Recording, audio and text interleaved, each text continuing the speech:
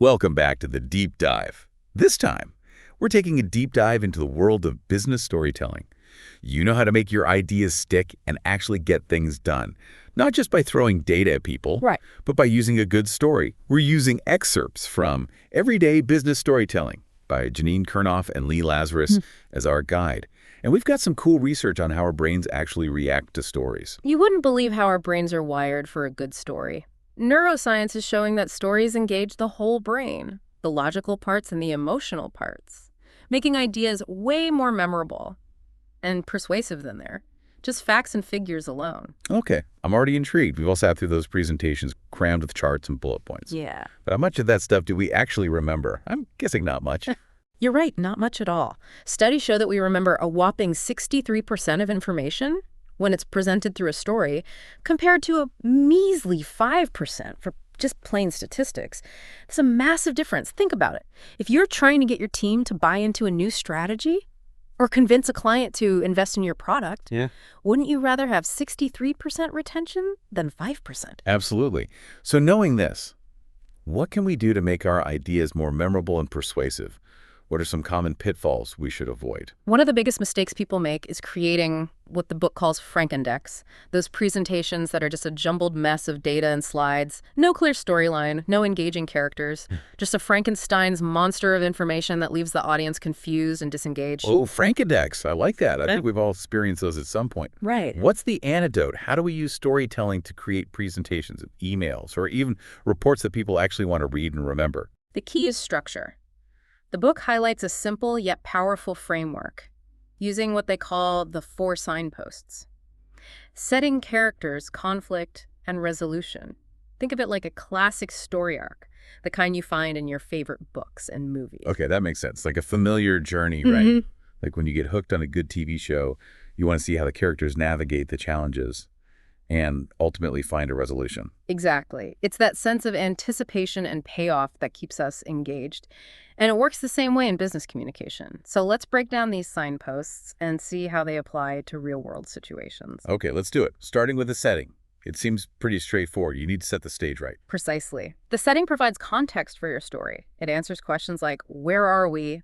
When is this happening? And what's the background or situation? For example, if you're pitching a new marketing campaign, your setting might be the current state of the market, the competitive landscape, and the challenges your company is facing. So you're not just launching into your brilliant idea. Yeah. You're giving your audience the information they need to understand why your idea is relevant and important. Exactly. Then you introduce the characters. These are the people or entities that are central to your story. They could be your customers, your employees, your competitors, or even yourself.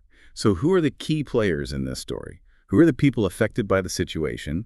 And who has the power to make decisions or take action? You got it. The characters make the story relatable. They give the audience someone to root for or against, and they help to personalize the message. And this is where conflict comes in, right? This seems like a crucial element. Why is it so important? Conflict is what drives the story forward. It creates tension, raises the stakes, and keeps the audience engaged. Without conflict, there's no story. In a business context, the conflict might be a problem that needs to be solved, a challenge that needs to be overcome, or an opportunity that needs to be seized. So we've set the stage, introduced the players, and now we've thrown in a wrench, a conflict that needs to be addressed. It's starting to feel like a good movie already. It's all about creating that sense of intrigue and urgency. And then, of course, comes the resolution. This is where you offer a solution to the conflict, provide a sense of closure, and satisfy the audience's need for a payoff. Okay, so the resolution is where you swoop in with your brilliant idea, your solution to the problem, your strategy for overcoming the challenge.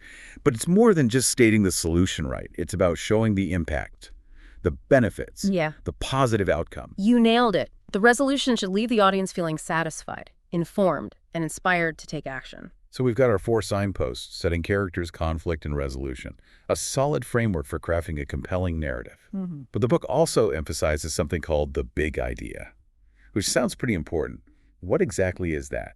And how does it fit within this whole story structure? The big idea is the one key takeaway, the core message you want your audience to remember long after they've finished reading your email or listening to your presentation. It's a concise statement that captures both the what of your story and the why. Mm. the benefit, the value proposition, the reason why they should care. So it's not just about stating the problem or solution, it's about highlighting the positive impact, the desired outcome. The bigger picture. Exactly.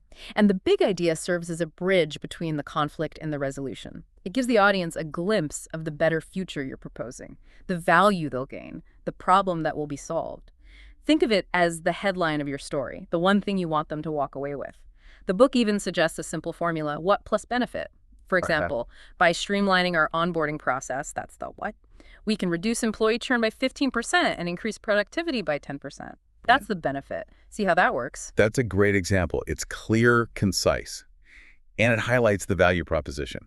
I can see how having a strong, big idea can make your message more memorable and persuasive. Absolutely. It's all about focusing your message and making it resonate with your audience. This is fascinating. It's Yeah. like we're taking all those elements of a good story, the intrigue, the characters, the conflict, the resolution, and applying them to the business world. That's a whole new way of thinking about communication. It is. And the beauty of it is that these principles can be applied to any form of business communication, whether you're writing an email, crafting a presentation, developing a marketing campaign, or even just having a conversation with a colleague. So we've laid the groundwork for understanding the power of storytelling in business. But I'm curious, how do we actually bring these stories to light? The book talks a lot about the importance of visuals, but aren't they just there to make things look pretty? Visuals are way more than just decoration. They're powerful tools for conveying information, engaging emotions, and making your message stick. Think about it. Our brains are wired to process visual information much faster than text. In fact, molecular biologist John Medina found that adding a picture to information can boost memory retention from a measly 10% to a whopping 65%. Wow, 65%. That's incredible. So we're not just talking about slapping on a stock photo or two. You're right. We're talking about using visuals strategically to enhance understanding and drive action. Exactly. Visuals can help you to tell out your key messages, clarify complex information, and create an emotional connection with your audience. Okay, I'm starting to see the light, but what kind of visuals are we talking about? Give me some examples. It could be anything from images and illustrations to charts and graphs, even videos and animations. The key is to choose visuals that are relevant to your story, support your message, and resonate with your audience. For example, let's say you're presenting a proposal for a new product launch. You could use a simple timeline to illustrate the key milestones, a chart to show projected sales growth, or even a mood board to evoke the desired brand aesthetic. Those are great examples. I can see how visuals can make a presentation more engaging, a report more impactful, or an email more persuasive. It's all about using the right tools to bring your story to life and make it unforgettable. I'm already feeling inspired to revamp my next presentation. But before I get carried away, let's dive into some real-world examples of how this storytelling framework can be applied to different business scenarios. Let's do it. The book offers some compelling case studies that illustrate the power of storytelling in action. Okay, let's start with one of the examples from the book, Harmony Health, a fictional healthcare company facing some challenges. I'm curious to see how storytelling comes into play. So Harmony Health is a Seattle-based company with a network of hospitals and urgent care clinics. They've been around for 60 years, but they're facing stiff competition from newer, more modern urgent care centers popping up everywhere. That's a tough situation. Everyone wants convenient modern healthcare these days. Exactly. And to make matters worse, their patient satisfaction scores have been declining, especially when it comes to the dreaded waiting room experience. Ah, the waiting room, the bane of everyone's existence. So where does storytelling come in? Who are the characters? What's the conflict? The main character in this story is Teresa Nielsen, the Customer Experience Strategy Director. She's tasked with figuring out why patients are unhappy and recommending solutions to improve that waiting room experience and boost patient satisfaction. Okay, so our setting is the urgent care clinics. Our main character is Teresa, and the conflict is those negative patient reviews, along with the pressure to compete with those shiny new urgent care centers. It's starting to sound like a good story already. It is, and the book actually contrasts two versions of Teresa's presentation to Harmony's leadership team, one that's a classic Frankendeck and one that effectively uses storytelling. Ooh, I'm curious to see how that plays out. Let's start with the Frankendeck version. What does that look like? The first version is basically a data dump. It's packed with slide after slide of text, bullet points, and complicated charts. There's no clear narrative, no engaging characters, just an overwhelming amount of information. It sounds like a presentation where good ideas go to die. Exactly. The audience is left wondering what the main takeaway is and what actions they need to take. Okay, so that's the what not to do example. Now let's see how Teresa uses storytelling to transform her presentation into something more compelling and effective. In the second version, she starts by setting the stage, painting a picture of the competitive urgent care market and the increasing demand for convenient, tech-savvy healthcare options. So she's giving her audience context right, helping them understand the bigger picture before she dives into her recommendation. Exactly. Then she introduces the character, the busy, tech-savvy patient, who values a positive and efficient healthcare experience. Okay, so we're starting to see who this story is about, who's affected by the situation. Right, and that leads into the conflict, those negative patient reviews, and the fact that patients are choosing other urgent care centers over Harmony Health. So now we've got tension, a challenge that needs to be addressed. Yeah. It's starting to feel like a story with real stakes. Exactly. And then Teresa introduces her big idea. To compete for patients, we must redefine the waiting room experience. Ooh, that's a good one. It's clear, concise, and it focuses on the solution and the benefit. Precisely. And the presentation then goes on to detail her recommendations, all focused on improving the waiting room experience and creating a more positive and efficient journey for patients. Can you give me some specifics about those recommendations? What kind of changes is she proposing? Absolutely. Some of the key recommendations include creating a more welcoming and comfortable waiting area. Think soft lighting, comfortable seating, and calming colors. Then there's the tech-savvy element, offering amenities like free Wi-Fi, charging stations, and even tablets for patients to use while they wait. And finally, she suggests using technology to streamline the check-in process, reduce wait times, and provide patients with real-time updates on their estimated wait. That all sounds very practical and appealing. And by framing it within a story, Teresa has made her presentation more engaging, persuasive, and memorable. Exactly. It's a perfect illustration of how storytelling can transform a dry, data-heavy presentation into a compelling narrative that resonates with the audience and drives action. I'm already starting to think about how I can apply these principles to my next presentation. That's great to hear. Remember, it's all about practice. The more you experiment with these storytelling techniques, the more natural and effective they'll become. This is fantastic. But before we move on to another example, I want to ask you a question. The book is great, but do you always agree with everything it says? Are there ever times when you think their approach might not work? That's a great question. And you're right, no single framework or methodology is perfect for every situation.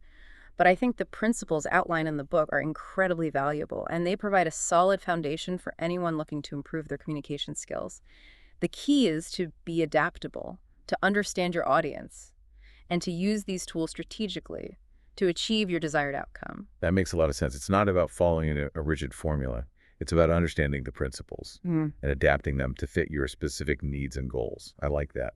Exactly. And speaking of adapting to different situations, the book also provides a great example with another company, Quantum Airlines, and their VP of People, Marco Vasquez. They're facing a completely different set of challenges. Okay, now I'm really intrigued. What's the story with Quantum Airlines? Quantum Airlines is a global airline based in Miami. They're looking to expand their operations, but they're facing a major hurdle, a global pilot shortage. Oh, wow, that's a huge challenge. The airline industry is so competitive these days. So who are the characters in this story? And what's the conflict? The main character is Marco Vasquez, the VP of People. He's responsible for attracting and retaining top talent, and he needs to come up with a plan to address this pilot shortage and ensure Quantum Airlines can continue to grow. So our setting is the global airline industry. Our main character is Marco. And the conflict is this critical pilot shortage.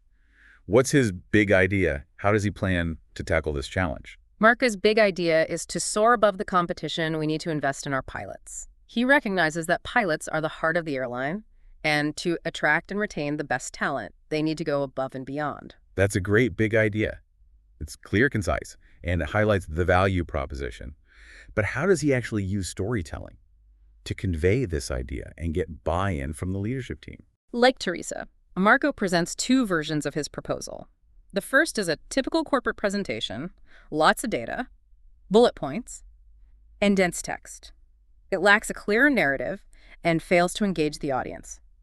Another Frankendeck. Oh, no, not another Frankendeck. Uh, I'm guessing the second version is where he brings in the storytelling magic. You got it. In the second version, Marcos starts by painting a picture of the setting: the rapidly growing airline industry, the increasing demand for air travel, and the fierce competition for skilled pilots. So he's setting the stage right, giving his audience the context for his recommendation. Exactly. He then introduces the characters, the highly skilled and experienced pilots who are in high demand. He highlights their importance to the airline's success and the challenges they face in this competitive market, like long hours, demanding schedules, Yeah. and the pressure to maintain safety standards. He's humanizing the situation right, reminding everyone that there are real people behind the data and the statistics. Exactly. And then he brings in the conflict, that global pilot shortage, and the fierce competition among airlines to recruit and retain these valuable individuals. He might even share anecdotes about pilots being poached by competitors, or highlight the increasing costs associated with pilot training and recruitment. So he's raising the stakes, creating a sense of urgency. Precisely. And then he reiterates his big idea: to soar above the competition, we need to invest in our pilots. It's like a rallying cry, right? A call to action that's both inspiring and strategic. Exactly. And then he outlines his recommendations, which are all focused on making Quantum Airlines the employer of choice for pilots. What kind of recommendations is he proposing? He suggests a multi-pronged approach that include offering competitive salaries and benefits packages, creating a positive and supportive work environment, and investing in training and development programs to help pilots advance their careers.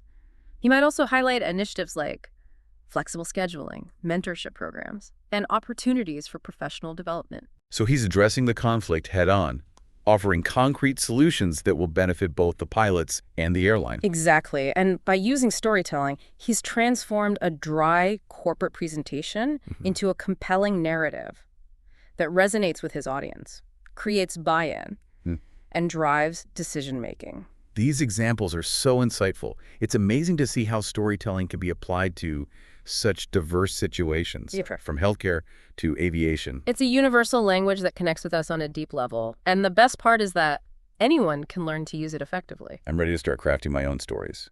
But before I get carried away, I think it's time for a break. Sounds good to me. We'll be back in a few minutes to continue our deep dive into the fascinating world of business storytelling. Stay tuned. Host Peter. Welcome back to the Deep Dive. We're knee-deep in the world of business storytelling, and I'm already seeing how these simple concepts can make a huge impact. It's amazing how these seemingly small shifts can transform your communication, right? Absolutely. We've talked about story structure, big ideas, visuals, all super valuable. But the book also mentions crafting compelling headlines. And I have to admit, that's something I struggle with. I always get stuck trying to come up with catchy titles. Oh, yeah. Aren't headlines just for shorts? Articles and blog posts. Headlines are everywhere. Think of them as mini big ideas that guide your audience through your story, whether it's a presentation, a report, or even an email. A strong headline grabs attention and signals what's coming next, kind of like those road signs that tell you what exciting destination lies ahead. Okay, I'm starting to see how that could be useful. Yeah. Especially when you're dealing with a lot of information. So it's not just about labeling sections. Right. It's about creating headlines that actually draw the reader in. Exactly. Imagine you're scrolling through your inbox. Which email are you more likely to open? One with the subject line, project update, or project achieves 20% above target. Here's how. Definitely the second one. It creates intrigue and makes you want to learn more. See, active headlines like that create a sense of anticipation, pique curiosity, and guide your audience through your message. It's like a sneak peek into the value they'll get from reading on. Okay, I'm sold. Give me some examples of how to transform those boring passive headings into something more dynamic and engaging. Let's say you have a heading in your presentation that simply says market analysis. A more compelling headline could be, market trends reveal untapped opportunity. Here's where we fit in. Wow, that's a huge difference. It immediately sparks interest and makes me want to lean in. Exactly. Or instead of financial performance, try profits soar as new strategy takes flight. I love that. It tells a story, it highlights a positive outcome, and it creates a sense of momentum. And remember, these active headlines aren't just for presentations. You can use them in emails, reports, even those one-page summaries to make your information more digestible and engaging. This makes me think about Those long, rambling emails we all get, where you have to scroll forever to find the point. Yeah. Active headlines could totally help with that. Absolutely. They break up the text, make it more scannable, and signal the key takeaways. It's like providing a roadmap for your reader, helping them navigate your message Yeah. and get to the good stuff quickly. Okay, I'm officially adding active headlines to my storytelling toolkit. It's such a simple yet powerful technique. It is, and it works hand in hand with all those other principles we've discussed, the signposts, the big idea, the visuals, to create a truly compelling and persuasive story. It's like all the pieces are starting to fit together. But let's move on to another critical aspect of business storytelling. Adapting your story for different audiences. I know from experience that a message that resonates with one group might fall flat with another. You're absolutely right. Not all audiences are created equal. What works for a group of engineers might not work for a group of marketers, and what resonates with senior executives might not resonate with frontline employees. So how do we tailor our stories to connect with different audiences? I imagine it involves some empathy and perspective take. Exactly. It's about stepping into your audience's shoes Yeah. and asking yourself, what are their priorities? What challenges are they facing? What kind of information do they need to make a decision or take action? It's about shifting our focus from what we want to say to what they need to hear. You got it. The book calls this the audience-first approach, Yeah. and it's essential for effective communication. This makes me think about presentations where the speakers seems completely oblivious to the audience's reactions. They're just plowing through their slides, regardless of whether people are engaged or even understanding what's being said. That's a classic sign of an audience-centric approach gone wrong. It's so important to be responsive to your audience, to adjust your pacing and content based on their cues, and to encourage interaction and feedback along the way. Okay, that makes sense. Yeah. But how do we put this into practice? How do we actually tailor our stories to resonate with different groups?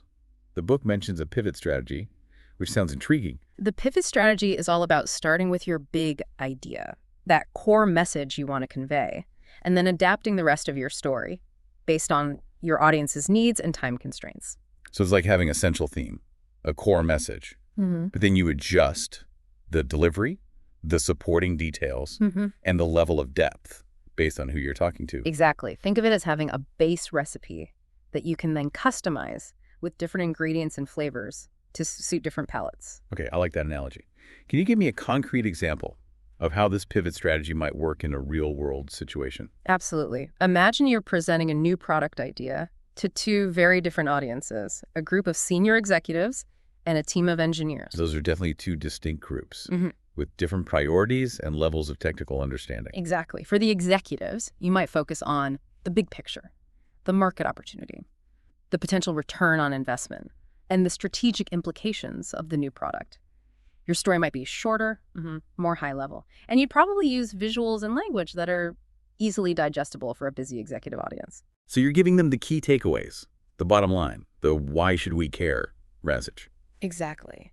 But for the engineers, you might dive deeper into the technical details, the product's features, functionality, and specifications. You might use more data, diagrams, and technical language to appeal to their expertise and address their specific concerns. So it's the same core message, the same big idea, but the way you tell the story, the supporting evidence you provide, and the level of detail you go into will vary depending on who you're talking to. You got it. The pivot strategy allows you to be flexible and responsive, ensuring your story connects with your audience, no matter their background or expertise. This makes me think about those presentations where the speaker seems to be talking at the audience rather than with them. They're so focused on delivering their message that they forget to connect with the people in the room. The pivot strategy helps you avoid that. It encourages interaction, invites questions, and creates a more dynamic and engaging experience for everyone involved. It's about fostering a dialogue, not delivering a monologue. I love that. Exactly. And speaking of dialogue, let's talk about another common scenario in business communication. Delivering presentations when you have very limited time. We've all been there. You've got a complex topic to cover, but you're given a 5-minute slot, or maybe even less. Yes. That's always stressful. It feels impossible to tell a compelling story when you're racing against the clock. It can be challenging, but it's definitely not impossible. The key is to prioritize your message ruthlessly and use those storytelling principles we've been discussing to maximize impact. Okay, so how do we distill our story down to its essence without losing its power? What are the essential elements we need to include? The book recommends focusing on the WHY, the what, and the HW. Start by briefly establishing the context, the setting, the characters, and the conflict. Paint a picture of the situation and create that sense of urgency. But we need to do it concisely right. No long-winded explanation Yes. or unnecessary detail. Exactly. You might have just a minute or even less to set the stage and grab your audience's attention. And then we move on to the what, which is our big idea, right? Precisely. This is where you clearly state your key message and highlight the benefits of your solution or recommendation. Again, keep it concise and memorable. Think elevator pitch. So we've set the stage, introduced the conflict, Yeah. and delivered our big idea. What about the HOW? Do we have time to explain our solution in If detail? you have limited time, you might not be able to go into all the nitty-gritty details, Yeah. but you can still highlight the key elements, maybe using bullet points, dot visuals, or a quick anecdote. You can also offer to provide more information later or during a Q&A session. It's like offering a teaser, right? Yeah. Giving them a taste of the solution and inviting them to explore further if they're interested. Exactly. And remember, visuals are your best friend when time is tight. A well-chosen image or chart can convey a lot of information quickly and effectively. This makes me think about those presentations where the speaker rushes through a mountain of slides, trying to cram in every last detail. That's a recipe for disaster. When time is limited, less is more. Focus on your core message, create a clear narrative, and leave them wanting more. So even with a 5-minute presentation, we can still tell a compelling story. Absolutely. It's about making strategic choices, prioritizing ruthlessly, and using those storytelling elements effectively. Remember, a well-crafted story, even a short one, can have a lasting impact. This is so empowering. I used to dread those time crunch presentations, but now I'm actually excited to try out these techniques and see what I can achieve. That's the spirit. Remember, it's all about practice. The more you apply these principles, the more natural and effective your storytelling will become. Okay, let's move on to another challenging scenario. Presenting to a diverse audience with varying interests and needs. I can imagine this gets pretty tricky, especially when you're trying to craft a story that resonates with everyone. It definitely requires some finesse, but those audience-centric principles we discussed earlier become even more critical in this situation. You need to consider the perspectives of all your audience members and find a way to create a story that speaks to their individual needs and interests. It sounds like a delicate balancing act. How do we craft a narrative that appeals to a wide range of individuals without alienating anyone? One effective technique is to use multiple characters and conflicts to represent the diverse needs and concerns of your audience. So instead of one central character, we might have several characters, each facing a unique challenge or representing a different perspective. Exactly. This allows you to acknowledge the varied perspectives within your audience and demonstrate how your solution or message addresses their individual needs and concerns. It's a more inclusive and engaging approach, for sure. Could you give me an example of how this might work in a real-world presentation? Absolutely. Imagine you're presenting a new software platform to a group that includes teachers, administrators, and IT specialists. That's definitely a diverse group with very different roles, priorities, and levels of technical expertise. Exactly. So you might introduce 3 characters. A teacher who's struggling to manage student data efficiently, an administrator who's looking to improve communication and collaboration among staff, and an IT specialist who's concerned about security, integration, and ease of implementation. Each character represents a segment of the audience and highlights a specific pain point or need. Precisely. And then your big idea would focus on the overarching benefit of the software platform, showcasing how it addresses the needs of all 3 characters and their respective groups. So it's about finding that common thread, that unifying message, while still acknowledging and addressing the individual perspectives within the audience. Exactly. And when it comes to presenting the solution, you might use a technique called landing pages to create different paths within your story. Landing pages, like those web pages that direct visitors to different sections of a website. Exactly. In a presentation, you could have a slide that acts as a landing page with clear pathways branching off to address the specific needs and interests of each audience segment. It's like creating a choose-your-own-adventure story, right? Allowing your audience to follow the path that's most relevant to them. Precisely. This creates a more engaging and personalized experience. ensuring everyone gets the information they need without feeling overwhelmed or bored. This makes me think about those presentations where Yeah. the speaker seems to be talking to just one person in the room Yeah. while everyone else is tuning out. Using multiple characters, Yeah. conflicts, and landing pages can help you avoid that. It's about creating a more inclusive and engaging story that speaks to the hearts and minds of everyone in the audience. So when it comes to diverse audiences, Yeah. it's not about finding the lowest common denominator. Right. It's about weaving a narrative that honors the unique perspectives and needs of each individual. Exactly. It's about creating a story that's both universal and personal, a story that resonates with everyone in the room while still feeling relevant to their individual experiences. These techniques for adapting our stories are so insightful. It's clear that, considering our audience, this is paramount to effective business storytelling. Absolutely. It's the foundation of any successful communication. By understanding our audience's needs, perspectives, and constraints, we can tailor our stories to achieve the desired impact. Speaking of achieving impact, let's shift our focus to another aspect of business storytelling. It's often overlooked: the importance of team collaboration. Storytelling is rarely a solo endeavor in a business setting. We often work in teams to develop presentations, proposals, marketing campaigns, you name it. But teamwork can be challenging. Oh, yeah. How do we ensure everyone is on the same page and contributing to a cohesive and compelling story? The key is to establish a shared understanding of the story's framework from the outset and create a collaborative process that encourages open communication and feedback. So it's about working together from the start, not just dividing up the slides and hoping for the best. Exactly. The book suggests a collaborative approach, where the team collectively defines the WHY, the what, and a preview of the HRW. Those are the core elements of our story. Right. The setting, the characters, the conflict, the big idea, and a glimpse of the solution. Precisely.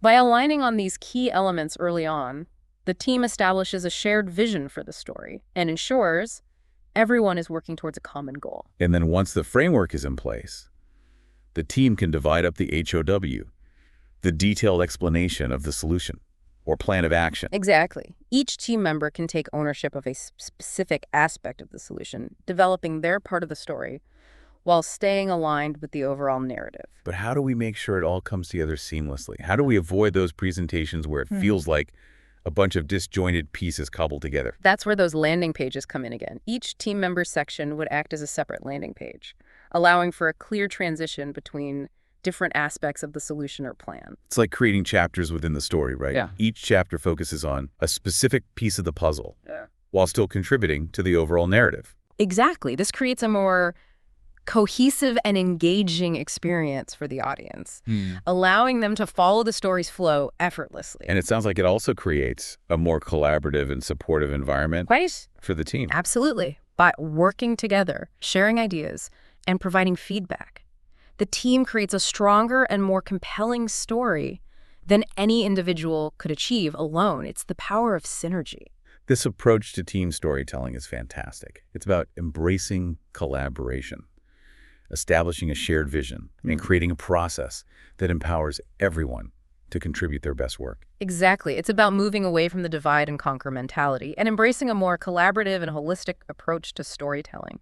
The results can be truly remarkable. And now for our final scenario, delivering your story in a virtual environment. This is something we all have to deal with these days, and I have to admit, it's a lot harder to keep people engaged when they're not in the same room. It definitely presents its own unique set of challenges. The lack of that direct in-person connection can make it harder to Read the room, adjust your delivery, and keep people's attention focused. So how do we adapt our storytelling techniques for this new virtual world? Do the same principles still apply? Absolutely. The fundamentals of storytelling remain the same, but there are definitely some key considerations for optimizing your delivery in a virtual environment. Such as, give me the inside scoop. First and foremost, you need to be even more mindful of creating a clear and engaging narrative. Remember those signposts, that big idea, those active headlines? They become even more crucial in a virtual setting where people are easily distracted. It's like you need to hold their hand through the story a little bit more and make sure they Yeah. don't get lost or wander off to check their email. Exactly. You need to guide your audience through the story even more deliberately, using visual cues, clear transitions, and a dynamic delivery to keep them engaged. And speaking of engagement, I imagine interaction is even more important in a virtual setting. It's so easy for people to tune out if they're just passively listening. You're absolutely right. You need to create opportunities. Welcome back to the deep dive. We're wrapping up our exploration of business storytelling, and I have to say I'm walking away with a whole new perspective. It's amazing how powerful these simple concepts can be, right? It's not about being a Shakespearean orator. It's about understanding the core principles and using them strategically to make your ideas more compelling and persuasive. Absolutely. We've covered so much ground, from those brain science insights about how stories engage both our logic and emotions, to the 4 signposts that provide the framework for a compelling narrative, to those practical techniques for tailoring our stories for different audiences, and even thriving in the virtual world. It's clear that storytelling is more than just a nice-to-have skill. It's an essential tool for effective communication in today's business landscape. Totally agree. But mastering any skill requires more than just understanding the theory. It's about putting those principles into practice. And developing a culture that embraces continuous learning and improvement. You're hitting on a really important point. The book emphasizes this idea of building a storytelling culture within organizations. It's not just about individual skill development. It's about creating an environment where storytelling becomes an integral part of how teams communicate, collaborate, and make decisions. So it's like a company-wide embrace of these principles, right? Not just a few people using these techniques, but everyone being on board with the power of storytelling. Exactly. The authors stress the importance of coaching and feedback, both from managers and peers. They advocate for creating a safe and supportive environment where people feel comfortable sharing their ideas, trying new approaches, and receiving constructive criticism. It's about creating a space where it's okay to experiment, to iterate, to learn from each other's successes and failures, not being afraid to try something new and maybe even stumble along the way. Exactly. It's about fostering a growth mindset around storytelling. And this culture of coaching and feedback can have a ripple effect throughout the organization. I love that analogy, ripple effect. It's like a rising tide lifts all boats, right? As individuals become more confident and skilled storytellers, the entire organization benefits. Precisely. When everyone is speaking the same language, using the same framework, and embracing the power of storytelling, communication becomes more streamlined and effective. Decision-making becomes more aligned and strategic. And innovation flourishes as people feel empowered to share their ideas in a compelling and persuasive way. It's like a virtuous cycle, but how do we actually create this storytelling culture? It sounds great in theory, but I imagine it takes a lot of effort and intentionality to make it a reality. You're right, it doesn't happen overnight. It requires a conscious effort from leadership to cultivate this kind of environment. Managers need to set the tone, model those storytelling behaviors, and create opportunities for their teams to practice and develop their skills. It's about walking the talk right. Leaders need to be the champions of storytelling, demonstrating its value through their own actions and communication. Absolutely. And it goes beyond just talking about it. They can reinforce this culture by providing specific feedback on storytelling techniques, recognizing and rewarding great storytelling, and creating a system for sharing best practices and lessons learned. It's about making storytelling an integral part of the company's DNA. It's about weaving storytelling into the fabric of the organization, making it an integral part of how they operate, communicate, and innovate. Exactly. And this shift in culture can have a profound impact on the organization's success. I can imagine. Just think about a company where every presentation is engaging and persuasive. Every email is clear and concise. Every report tells a compelling story. And even casual conversations are more focused and productive. That's the power of a storytelling culture. It transforms the way people think, communicate, and interact, creating a more aligned, innovative, and ultimately successful organization. This has been such an eye-opening deep dive. It's clear that business storytelling is much more than just a communication technique. It's a powerful tool for driving change, fostering innovation, and achieving success. It's about connecting with our audience on a deeper level, engaging both their hearts and minds, and inspiring them to act. And the beauty of it is that these skills are valuable in any profession, any industry and any aspect of life. I'm walking away from this conversation feeling so energized and equipped to embrace the power of storytelling in my own work and interactions. I can't wait to start putting these principles into action. That's fantastic to hear. And remember, it's a journey, not a destination. Keep practicing, keep experimenting, and keep those stories flowing. That's it for this deep dive into the world of business storytelling. We hope you found this journey as informative and inspiring as we did. And remember, everyone has a story to tell. Go out there and share yours. Until next time, keep diving deep.